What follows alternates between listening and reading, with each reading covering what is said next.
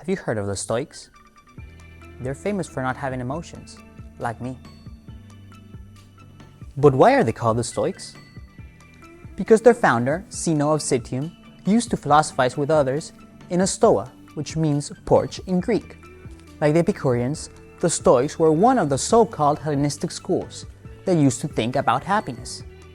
What must a man do to be happy? The response was to achieve apathy.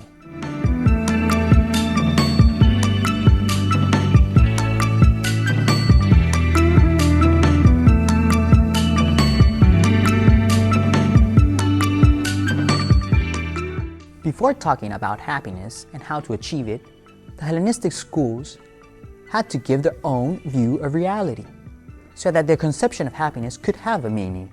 It seems suspicious that someone who ignores the nature of man and the nature of the things that surround us, the things that we desire, is able to propose a way to achieve happiness.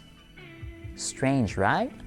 But obviously, if the view of man and reality given previously is wrong, in that case the derived ethical theory would also be wrong. So we have to inspect with special care the given conception of the world and the ethical proposal that they offer. Let's see what the Stoics have to say about this.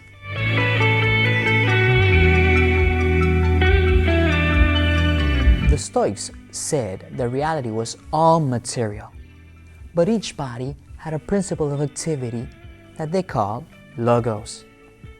The logos keeps the universe in order and in harmony, and would be like the divinity itself. It's an energy that surrounds us and moves everything. Among the things of the world, the human being is the highest, and because of his use of reason, the logos present in him is more divine, and he's capable of knowing the logos present in the whole universe.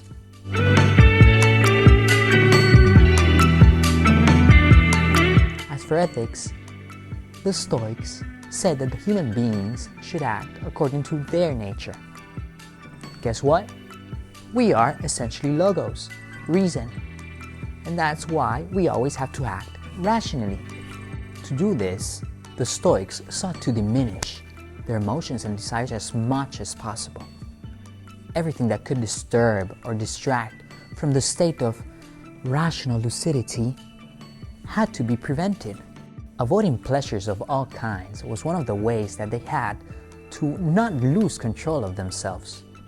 But what about pain and suffering?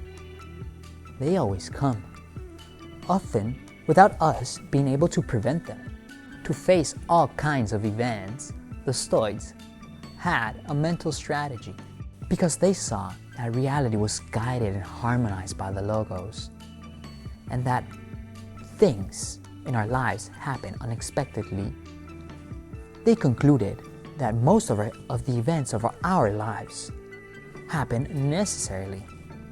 There's a kind of fate that guides reality and makes things happen.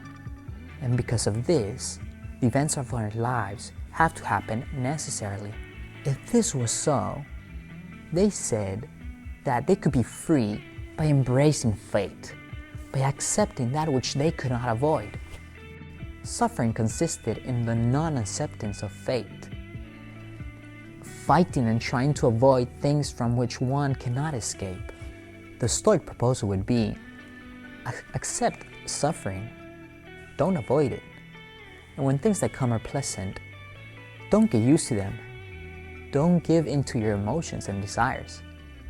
Try to avoid everything that would distract you from the state of tranquility and peace. The Stoics wanted to be virtuous, act according to reason, and not let themselves be contaminated by the passions that drive the foolish mad.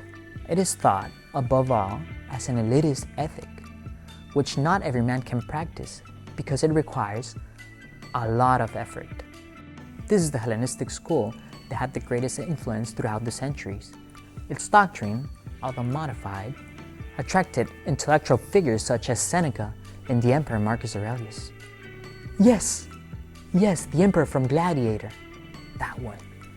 It is interesting that Stoicism has a lot of similarities with some religious traditions that propose happiness and peace by deleting desires and emotions. However, man is not only reason. That's why an ethics that considers only reason leaves out important aspects of man, aspects that have to do with his happiness. Now, what do you think happiness consists of? Is it possible that it only consists on calm and carefree serenity? Guys, thank you so much for watching. Don't forget to check out the description below. You will find files and documents that will help you on your study on Stoicism. And remember, have a great day.